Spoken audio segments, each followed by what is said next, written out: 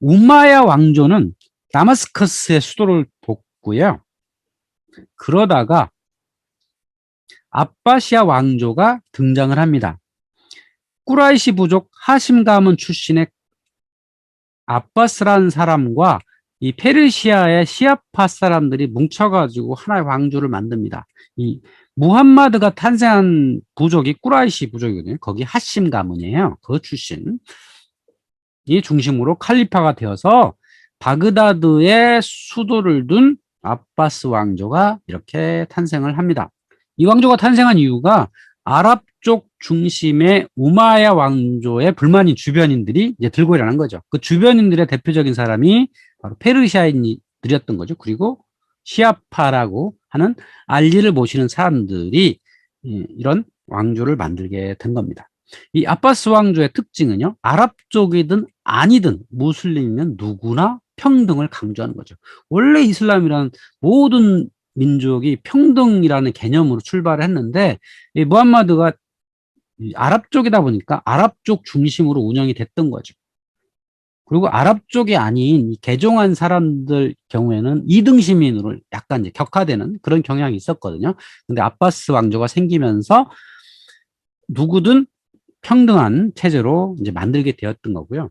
또 아바스 왕조는 페르시아 사람들이 많이 참여를 했다고 그랬잖아요. 그러다 보니까 페르시아가 이 지역의 선진 지역이었거든요. 국가 체제가 상당히 완비됐던 그런 곳이기도 해요. 그래서 이 페르시아의 국가 운영 제도를 흡수해 가지고 관료 제도 그리고 제국 군대 이런 것들을 이제 정비를 하게 되고, 그 전까지 우마야 왕조에서는 전쟁을 통해서 전리품을 얻는 이런 방식으로 특히 유목민들의 문화로 국가를 운영했던 것들을 바꿔가지고 농업과 상업 활동을 중심으로 한 경제 구조를 잘 만들어내게 됩니다. 그러니까 제대로 된 국가가 이때 자리 잡았다, 이렇게 볼 수 있겠죠. 근데 이 아바스 왕조는요, 동서문명의 결합을 만들어낸 혁혁한 공헌을 합니다. 그러니까 중세시대라고 흔히 칭해지는 한 5세기, 6세기부터 15세기, 16세기까지는요, 아니면 거의 17세기까지 지구상 최고 강대국은 이슬람 제국이었습니다. 유라시아 대륙의 중앙에서 동서교류의 최적지에 있었거든요. 그러다 보니까 동양에 있었던 많은 발명품들, 예를 들면 재지술, 나침반, 화약 같은 것들이 이제 서쪽으로 전해지게 되는 거고요. 인도에서 발명되었던 숫자, 이런 것들이 흔히 이제 아라비아 숫자라고 하는 걸로 이제 만들어져서 이제 중동 지역에 쓰였던 거고, 그것도 서쪽으로 전해지고요. 또 헬라 문화에서 탄생한 철학, 과학, 고전, 뭐 이런 것들이 이곳에서 번역되고 해석되었던 거고요. 그러다 보니까 이 아바스 문명이 화려하게 꽃을 피웠던 거죠. 이 아바스 문명에서 탄생한 유명한 학문 연구 기관이 있는데요. 바이트 알 히크마라고 하는데 지혜의 집이라고 해석이 됩니다.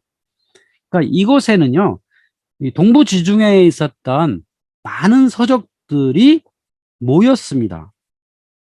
왜냐하면 학자들은 누군가 지원하는 사람이 있으면 그쪽으로 모이게 되잖아요. 학교가 설립되고 그쪽에서 뭔가 연구할 수 있는 분위기를 만들어준다면 얼마든지 이주가 가능하죠. 그래서 이 동부지중해에는 그 도서관들이 많았잖아요. 예를 들면 알렉산드리아에 도서관이 있었고, 에베소스 같은 데도 도서관 유적이 있잖아요. 그런 것처럼 아마 시리아 지역에도 다마스커스나 안티오크 같은 데도 아마 그 도서관들이 있었을 거예요. 그러니까 도서관이 있다는 건 그곳에 연구하는 학자들이 있었던 거죠. 그들은 바로 바그다드로 이동을 해가지고 그쪽에서 활동을 하게 됩니다. 그래서 역사서, 철학서, 과학서 등등이 아랍어로 번역이 되게 되고요. 그리고 고전이 남겨진 여러 서적들이 번역이 됩니다. 서기 900년까지 플라톤과 아리스토텔레스 등의 저술이 집중적으로 연구되고요. 알렉산드리아 도서관에 집대성되었던 유클리드 기하학을 받아들이고 인도에서부터 숫자 0의 개념이 확립됩니다. 삼각법, 해석 기하학, 대수학 등이 발달이 되게 되고요. 경도와 유도, 좌우선의 길이 측정, 천체 관측기구, 지구 구체설 이런 것들이 알렉산드리 도서관에서 많이 일어났던 연구 활동이거든요. 이것이 이제 지혜집으로 이전되어서 더 많은 연구가 일어나게 되고요. 특히 의학이 많이 발달을 하는데 예방의학과 외과 수술이 이쪽에서 진행이 됩니다. 그리고 이 의학 대전이 저술이 됩니다. 화학 분야에서 승화자공, 증류법 등 화학 실험 방법이 정착이 되는데요. 우리가 익숙한 여러 단어들이 바로 아랍어에서 전해졌다고 하는 겁니다. 화학, 연금술, 알로 시작하는 건 아랍어라고 할 수 있죠. 알, 천문학, 애스트로미, 점성학, 애스트롤러지, 대수학, 알제브라, 커피, 설탕, 레몬, 뮤직, 파자마 이런 것들이 다 아랍어에서 뭐 라틴어로 가고 또 영어로 가고 이렇게 해서 우리가 알게 됐다. 이렇게 보시면 되겠습니다. 이 지혜의 집에서 연구된 많은 학문들은 이 이슬람의 고속도로를 타고 이제 동서로 이동을 하겠죠. 특히 북아프리카 같은 경우는 낙타를 타고 이동을 하기 때문에 바그다드에서 이런 학문들이 아니면 학자들이 자기를 지지해 준다는 사람이 있다면 어디든지 가죠. 특히 이베리아 반도에 있는 이 여러 어떤 나라들이 학자들을 우대를 했어요. 그래서 안달루시아라는 지역에서 아랍 학자들을 많이 이제 모셔왔죠. 그래서 이곳에서 연구가 많이 이루어졌습니다. 그래서 이곳에서 있던 어떤 자유로운 분위기를 콘비벤시아라고 한다고 말씀드렸었죠. 콘비벤시아라는 게 뭐냐면 그리스도교, 유대교, 이슬람이 공존을 했다. 그 사람이 갖고 있던 어떤 종교와 상관없이 자신들의 능력을 발휘할 수 있는 이런 상황이었다고 하는 거죠. 그리고 똘레도가 그리스도교 지역으로 넘어간 이후에도 그곳에서 있었던 아랍인들도 여전히 활동이 가능했습니다. 그러다 보니까 그곳에서 바로 아랍어로 쓰여졌던 많은 학문들이, 서적들이 라틴어로 번역이 되게 되고 그것이 서유럽으로 건너갔다는 게 중요한 거죠. 그러니까 고대에 있었던 많은 연구들이 중세시대에 이슬람에 의해서 더 발전을 해서 이슬람이 보존이 되었고 그것이 이베리아 반도에 전해졌고 그 이베리아 반도에서 아랍어가 라틴어로 번역이 되고 그것이 프랑스나 이탈리아 쪽으로 건너감으로써 르네상스가 일어나게 되는 결정적 역할을 한다는 겁니다.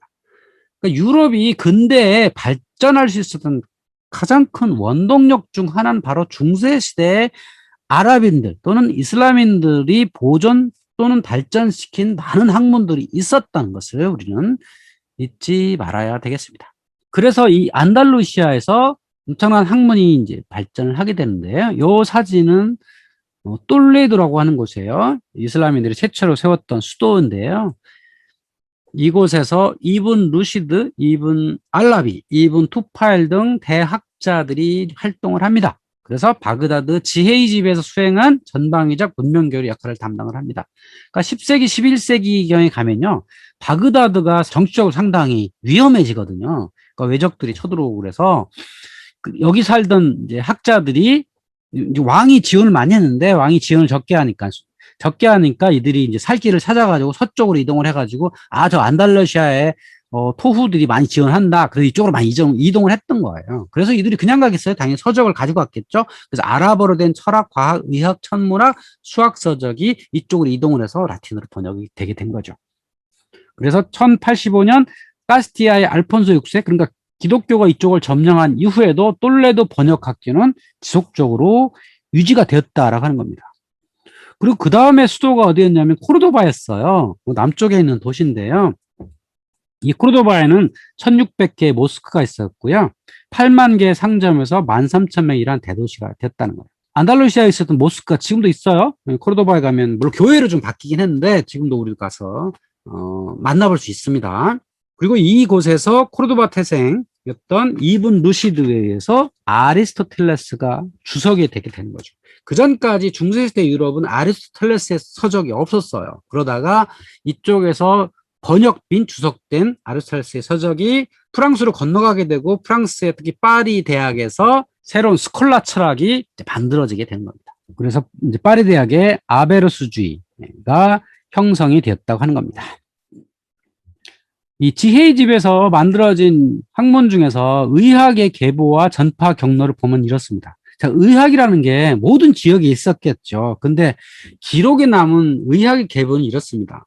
그리스 신화에 보면요. 의료의 신 아스클레피오스가 있죠. 뭐 이 신은 아폴론의 아들이라고 이렇게 세팅이 되어 있지만 이 사람이 실제 인물이었다 그래요. 호메로스에 의하면 사실 트로이 전쟁에 이 의료의 신 아스클레피오스의 아들 둘이 참전을 했다 그래요. 그래서 그 큰 아들은 죽고 둘째 아들은 이오니아의 지역에 정착을 해가지고 이 이오니아의 지역이 의료가 굉장히 발달을 하게 됩니다. 그러다가 이 700년쯤 지나가지고 코스 섬에서 히포크라테스라는 사람이 탄생을 하죠. 이 사람 명의로 유명하죠. 기원전 460년경에 탄생한 사람인데 이 사람이 코스 섬에서 아주 유명한 명의가 됩니다. 이 사람이 이제 그 의학에 관한 많은 자료들을 남기죠. 그러다 갈레노스라는 사람이 등장을 합니다. 이 사람은 이제 로마 시대의 인물인데 여기 페라가문이라는 도시가 있어요. 여기 터키 내륙 지방에 있는 도시인데 제가 이제 가봤는데 여기 아스클레피온이라고 하는 의료신 아스클레피오스를 모시는 신전이 있거든요. 굉장히 이 신전을 크게 모시기로 유명한 도시예요. 그러다 보니까 갈레노스라는 사람이 이곳에서 의학을 배워가지고 나중에 이 사람은 로마로 가가지고 이 마르크스 아우렐리우스 황제가 있잖아요. 이 사람의 주치의가 돼요. 그 사람의 아들 코모두스 황제 주치의가 되기도 하고요. 그래서 갈레노스는 많은 서적을 남깁니다. 이 사람이 남긴 서적은 대부분 그리스어로 써 있는데요. 그 그리스어 서적에 동로마 제국이 많이 있었죠. 그런데 동로마 제국이 점차 축소되면서 예를 들면 안티오키아 같은 도시에 있었던 이 갈레노스의 서적이 바그다드로 가게 돼요. 그래서 이제 이 지혜의 집에서 연구가 많이 이루어지게 되는데 이븐 시나라는 사람이 등장을 합니다. 이 사람은 페르시아 사람이에요. 그러니까 오늘날 이스파한이라고 하는 도시 출신인데 이 사람이 의학 연구를 많이 해가지고 치유서 그리고 의학 전범이라는 이렇게 번역이 되는 책을 이제 펴내게 됩니다. 그러니까 이븐 시나의 의학 서적은 또 아주 대단한 서적으로 알려져 있어서 이 사람의 책이 또 안달루시아에 전해지게 되고요. 코르도바에서 이 책이 라틴어로 번역이 됩니다. 이 번역된 의학 전범 이 책은 어디로 가냐면 프랑스의 몽펠리에라는 도시로 가고요. 이 몽펠리에에 최초로 의학 대학원이 설립이 되죠. 서양의학의 계보는 이렇습니다. 히포크라테스, 갈레노스, 그다음 이븐 시나 거쳐서 몽펠리아 대까지 전해진다고 하는 겁니다. 또 우리가 재밌게 이제 들어서 알고 있는 알리바바의 40인의 도적 이런 얘기 있잖아요. 그건 이제 천일야화라는 책 속에 있는 하나 에피소드인데 그중에 신드바드라고 하는 젊은 상인이 등장을 하죠. 그러니까 신드바드는 상업을 통해서 돈을 많이 번 이제 상인으로 이제 알려져 있죠. 자, 그렇다면 신드바드는 왜 동쪽으로 갔을까? 뭐 뻔하겠죠? 네. 신드바드는 바그다드 사람이었는데 동쪽으로 가면 당연히 돈을 많이 벌 수 있잖아요. 그래서 여기에 해상 고속도로를 타고 실론, 인도 그리고 실론, 벵갈만을 거쳐서 말레이시아까지 가죠. 말레이시아와 인도네시아 사이의 해협을 지금 말레카 해협이라고 하는데 물라카라고 불러요. 옛날에 물라카가 있었죠. 거기까지 왔다 갔다 하면서 돈을 많이 벌었겠죠. 그런데 고려 시대에 나오는 글 중에 이런 게 있어요. 쌍화점에 쌍화 사러 가고 오신된 해해압이 내 손목을 주여이다. 내 이 말씀이 이 점 받기 남영들명 조고맛감 삿기 광대 네 말이라 허리라. 여기에 등장하는 회해압이 내 손목을 쥐도이다. 그럼 회해압이가 뭐냐? 흔히 중국에서는 회족을 이슬람을 회족이라고 부르죠. 그러니까 회해압이란 이슬람이었다는 겁니다. 그러니까 개경에 이슬람이 있었다는 겁니다. 그럼 이슬람이는 어디서 왔을까? 육지를 통해서 왔을까? 해상을 통해서 왔을까? 그러니까 제가 보기엔 이거는 이슬람 상인, 해상을 통해서 온 이슬람 상인이었다는 겁니다. 근데 고려까지 오기엔 너무 멀어요. 그래서 보통은 광저우가 이슬람 상인의 종점이었다 그래요. 그러니까 광저우까지는 이슬람 상인들이 많이 왔었다는 거죠. 그러다가 어떤 모험심 많은 젊은 친구가 고려까지 왔었겠죠. 어쨌든 이 아빠스 왕조 시절에 이렇게 동서양의 교역이 상당히 발전을 했더라. 이런 것들을 우리가 유추해 볼 수가 있겠죠. 자, 아빠스 왕조가 이제 조금 약해지는 시점에 이집트 지역에서 탄생한 왕조가 파티마 왕조였습니다. 그러니까 파티마는 무함마드의 딸 이름이 파티마죠.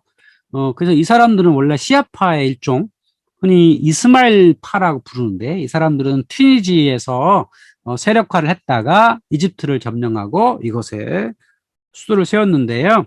시아파인들이 만든 최초의 왕조입니다. 흔히 7번째 이맘 이스마엘을 따른 사람들이라고 하고요.